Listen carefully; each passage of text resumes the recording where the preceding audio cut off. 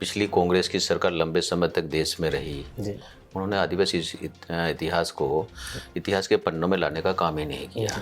पहले आदिवासियों को लगता था कि हमारे देश की आज़ादी में कोई योगदान ही नहीं। जी। देश के प्रधानमंत्री जी ने कहा कि भाई बिरसा मुंडा आदिवासियों को गौरव हैं और इनको आदिवासियों के गौरव के रूप में जन्म दिवस पे मनाना चाहिए। आदिवासियों को इतना बड़ा वर्ग है, इतना बड़ा आदिवासी पूरे देश भर में है, उनके विकास के लिए विभाग नहीं है। तो पहली बार अटल बिहारी वाजपेयी ने 1999 में जनजाति मंत्रालय बनाया जी। और अटल जी के समय में 2004 में जनजाति आयोग का गठन किया। बिरसा मुंडा से आप निजी तौर पर खुद कितने प्रभावित हैं? मैं देखिए सही बात बताऊं कि बिरसा मुंडा हमारे भगवान हैं। नमस्कार, आप देख रहे हैं गोल्डन हिंद न्यूज और मैं हूं मंडलेश्वर सिंह। नवंबर 2021 के बाद मोदी सरकार ने यह निर्णय लिया कि वो बिरसा मुंडा के जन्मदिन को जनजातीय गौरव दिवस के रूप में मनाएगी और उसी उपलक्ष्य में राजस्थान सरकार भी इस बार 15 नवंबर को बिरसा मुंडा के जन्मदिवस के अवसर पर जनजातीय गौरव दिवस मनाने जा रही है। आज मेरे साथ मौजूद हैं राजस्थान सरकार के जनजातीय विकास मंत्री बाबूलाल खराड़ी जी। उनसे इस मुद्दे पर विस्तार से चर्चा करेंगे। सर, आपका बहुत बहुत स्वागत है। धन्यवाद। साथ ही मैं ये जानना चाहूँगा कि राजस्थान सरकार जनजातीय गौरव दिवस पर इस बार क्या खास कार्यक्रम करने जा रही है? देखिए, पहली बात तो ये है कि जो आदिवासियों का इतिहास था जी। उसको लोग जानते नहीं थे। जी। पिछली कांग्रेस की सरकार लंबे समय तक देश में रही। जी। उन्होंने आदिवासी इतिहास के पन्नों में लाने का काम ही नहीं किया। आदिवासी को बताने का काम नहीं किया कि आपके जो नायक थे, आपके महापुरुष थे, देश की आज़ादी में बलिदान हुए। और हमारी सरकार आने के बाद में देश के प्रधानमंत्री की मंशा थी कि आदिवासियों के महानायक हुए उनको इतिहास में लाया जाए। जी। और उसी के निमित्त वनवासी कल्याण परिषद ने एक पूरे देश भर में सर्वे किया। सर्वे करने के बाद ऐसे नायकों का एक संग्रहण करके और इंदिरा ट्रस्ट है दिल्ली में, उनको दिया। उन्होंने उसको छापा और एक जनजाति गौरव नाम से एक पुस्तिका प्रसारित हुई। जी। पहले आदिवासियों को लगता था कि हमारे देश की आज़ादी में कोई योगदान ही नहीं। जी। हाँ, क्योंकि लंबे समय तक उनके जो योगदान था उसको छिपाया गया, कहीं पर भी छिपाया गया, तो उनको लगता था कि हमारा कोई योगदान ही नहीं है। लेकिन अब ये जो सामने आने के बाद में लग रहा है कि आदिवासियों का योगदान रहा। जी। और बिरसा मुंडा 15 नवंबर 1875 में जन्मे झारखंड में। जी।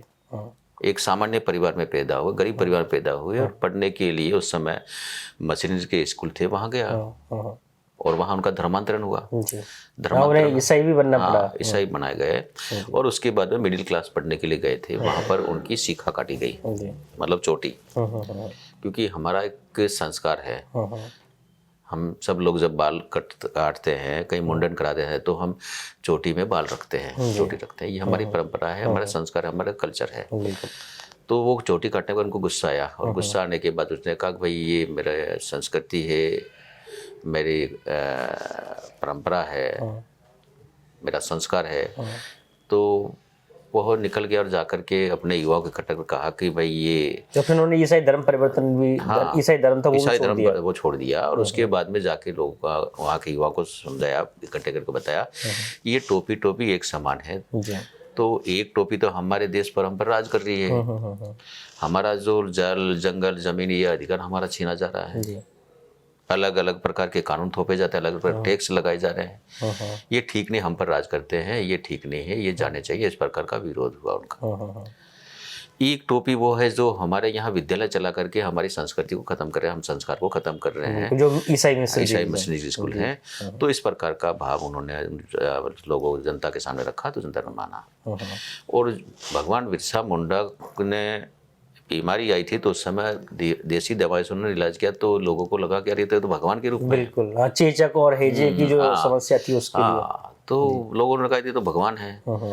और फिर उन्होंने जो अंग्रेजों के खिलाफ आंदोलन खड़ा किया, इसलिए उन्हें धरती आबा भी कहा गया, जो पृथ्वी का देवता है। तो अंग्रेजों के खिलाफ उन्होंने लड़ाई लड़ी और लड़ाई लड़ी तो अंग्रेजों ने देखा कि यार बहुत छोटी उम्र में ये बच्चा इतना तेज है और इतना आक्रामक है, ये लंबे समय तक जिएगा तो हम देश पर राज नहीं कर सकते हैं। ऐसा मान करके उन्होंने धोखे से उनको पकड़ा गया और पकड़ करके रांची की जेल में ले जाया गया और वहीं पर उनको जहर दे करके उनकी हत्या कर दी गई।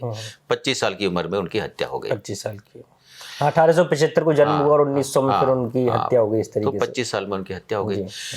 ये देश के लिए लड़ा, देश की आज़ादी के लड़ा, और उस नायकों को हमने इतिहास में नहीं लाया, और वो भी इतनी कम उम्र में शहीद हो गए, 25 साल की उम्र हो में। गए। तो देश के प्रधानमंत्री जी ने कहा कि भाई बिरसा मुंडा आदिवासियों को गौरव हैं और इनको आदिवासियों के गौरव के रूप में जन्म दिवस पे मनाना चाहिए। तो 21 में कैबिनेट ने फाइल किया 2021 में कि भाई हमको ये मनाना चाहिए, और 2024 में हमारे देश के यशस्वी प्रधानमंत्री नरेंद्र मोदी जी उनकी जन्मस्थली झारखंड जा करके और उलियातू गांव में, हाँ उलियातू गांव में वहां जाकर के उन्होंने घोषणा की कि भाई हम आदिवासियों के गौरव दिवस के रूप में, आदिवासी गौरव दिवस के रूप में प्रति साल हम इनके जयंती मनाएंगे। ये 150वीं जयंती हम मना रहे हैं, और ये जयंती जन जन का आंदोलन बने, क्योंकि ये देश के लिए रहे थे तो हम सबका है, बिल्कुल आदिवासी नहीं और लोग भी मनाए, देश में रहने वाले सारे लोग मनाएंगे। तो इस प्रकार का एक जयंती मनाने का हमने तय किया, हमारी सरकार ने तय किया। देश के प्रधानमंत्री ने भी कहा कि सबको मनाना है, पूरे देश भर में मनाया जा रहा है और बड़े हर्षोल्लास से मनाया जा रहा है। राजस्थान में हमने 1 तारीख से लेकर के 15 तारीख के अलग अलग प्रकार के कार्यक्रम तय किए हैं। अलग अलग विभाग अलग अलग कार्यक्रम करेंगे।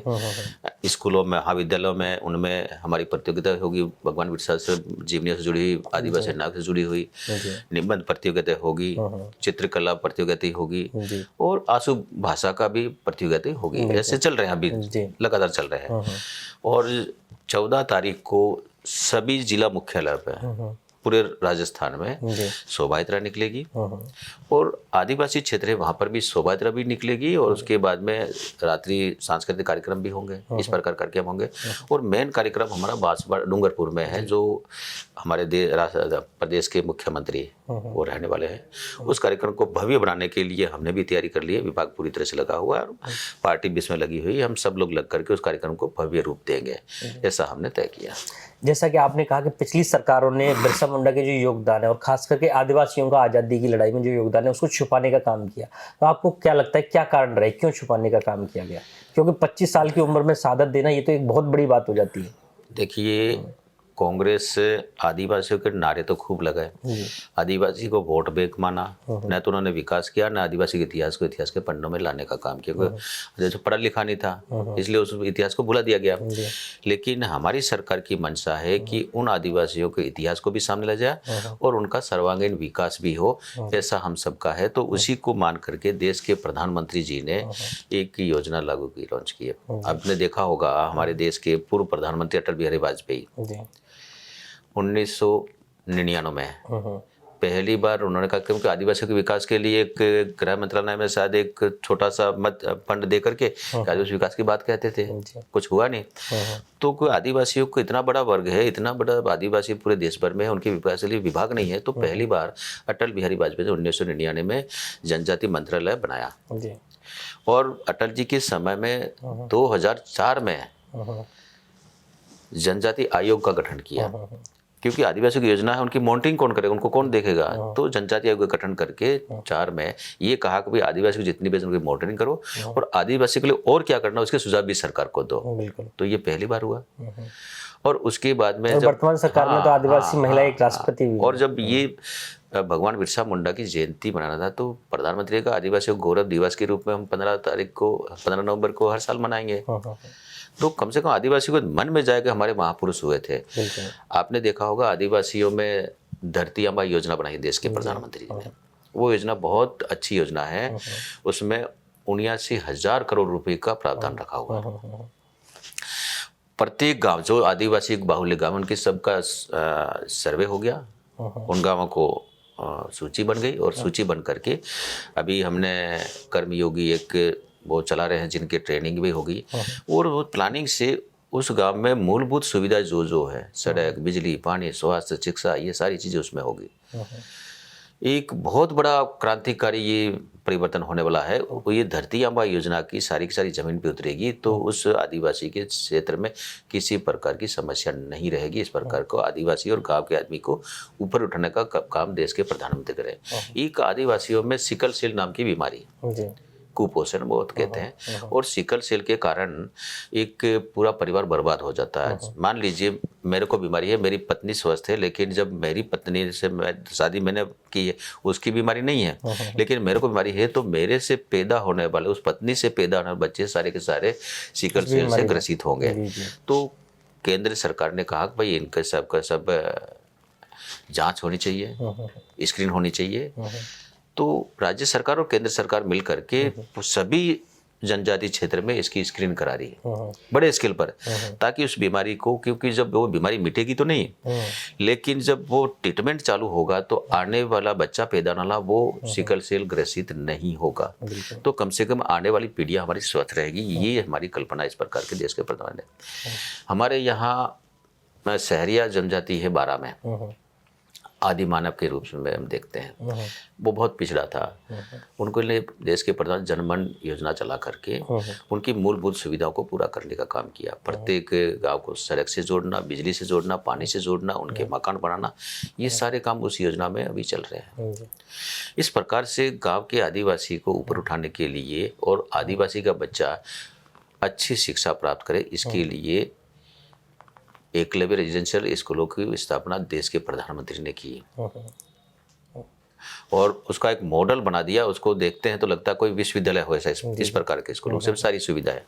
उसमें बच्चा पढ़ता है तो उसमें पढ़ने के बाद में सभी प्रकार की सुविधा है, सभी प्रकार से संसाधनों से लेसे अच्छे क्वालिटी के शिक्षक है, वहाँ पढ़ेगा तो वो बच्चा, उसकी एक स्किल डेवलपमेंट होगी। स्किल डेवलपमेंट के साथ में वो अच्छी पढ़ाई करेगा तो कलेक्टर, एसपी बन सकता है, एससी बन सकता है। तो ऐसी गुणवत्ता शिक्षा देने के लिए भी हमारे देश के प्रधानमंत्री ने काम किया है।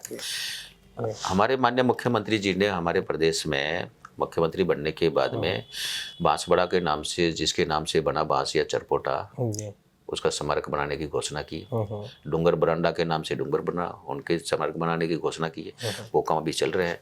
वीर कालीबाई, जो मानगढ़ धाम की हम चर्चा करते हैं, डूंगरपुर में पैदा हुई वीर कालीबाई, और वहाँ नानाभाई खाट एक अध्यापक थे, बच्चे पढ़ाते थे। अंग्रेजों को लगा कि हमारे खिलाफ ये भड़का रहे हैं, तो उनको स्कूल बंद करने के लिए कहा, स्कूल बंद नहीं किया। अंग्रेज जाके उनको पकड़ा और पकड़ करके रस्सी से बांध कर गाड़ी से खींच के ले जा रहे थे। कालीबाई उधर से घास की गठरी बांध करके आ रही थी, दराती उनके कमर में थी। जब देखा कि गुरुजी को ऐसे ले जा रहे हैं तो उसने दराती निकाली, रस्सी काट दी और अंग्रेजों ने वहीं फायर की और कालीबाई की हत्या हुई, उस नानाभाई खाट की हत्या हुई। ऐसे महानायकों को हम इतिहास में लाने का काम करते। तो ऐसे कालीबाई के नाम से भी हम उदयपुर में एक संग्रहालय की स्थापना का घोषणा हुई है, उसको हम बनाएंगे और उसको हम करेंगे। अभी हम एक योजना की घोषणा करने वाले हैं माननीय मुख्यमंत्री जी 15 तारीख को। वो घोषणा होगी सोंगा माटी के नाम से है, सोंदा माटी के नाम से। उसमें आदिवासी कल्चर, आदिवासियों के रीति रिवाज, आदिवासियों के वाद्य यंत्र, आदिवासियों के भजन कीर्तन, आदिवासियों के गीत, उनमें क्या है वो सारा देख करके उसकी डॉक्यूमेंट्री बनेगी। डॉक्यूमेंट्री बन करके संग्रहालय में हम रखेंगे, ताकि आने वाली पीढ़ी ये पढ़ेगी कि ये हमारा कल्चर था, ये हमारी परंपरा थी, ये हमारे वाद्य यंत्र थे, ये हमारे ये अन्य अन्य प्रकार की हमारी चीज़ें थी, वो सारी की सारी वो देखेगा तो ये बताएगा हमारा कल्चर ये था। तो वो कम से कम उससे अपने कल्चर को पहचानेगा। ये सारा काम करने का हम करेंगे। एक बिरसा मुंडा ने उस समय 1889 में उससे लेकर 1900 तक एक ओल गुलान नामक जो आंदोलन था उसकी शुरुआत की थी। उन्होंने एक बड़ा फेमस नारा भी दिया था कि अपना राज एते आना, महारानी राज टुंडू जाना। तो उसको आप किस तरीके से देखते हैं? बिल्कुल सही बात है। किसी कारण से उन्होंने वहाँ जागरण किया और जागरण किया तो अंग्रेजों को मतलब खलबली मच गई और कई बार आमने सामने उन्होंने कहा हथियार डालने के लिए कहा, उन्होंने कहा हथियार नहीं डालेंगे, हथियार तुम डालो, तुम विदेशी हो, ये बात तक उन्होंने कही थी। तो उल गुलाल क्रांति लाई थी, उसके कारण से उस क्षेत्र में बहुत बड़ा एक जान जागरण हुआ था और अंग्रेजों के खिलाफ एक आंदोलन की शुरुआत हुई थी। एक और मेरा आखिरी सवाल ये रहेगा कि बिरसा मुंडा से आप निजी तौर पर खुद कितने प्रभावित हैं?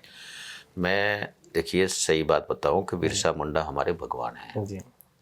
क्योंकि इतनी छोटी उम्र में और देश के लिए वो बलिदान हो गए, उस क्रांतिकारी को मैं नमन करता हूं और मैं बहुत प्रभावित हूं और उससे प्रेरणा लेकर के वैसा तो नहीं हो सकते हैं, लेकिन उनके पद चिन्हों पर चल करके कुछ अच्छा करने का प्रयास हम लोग करेंगे। हमसे बातचीत करने के लिए बहुत बहुत शुक्रिया sir. Thank you so much.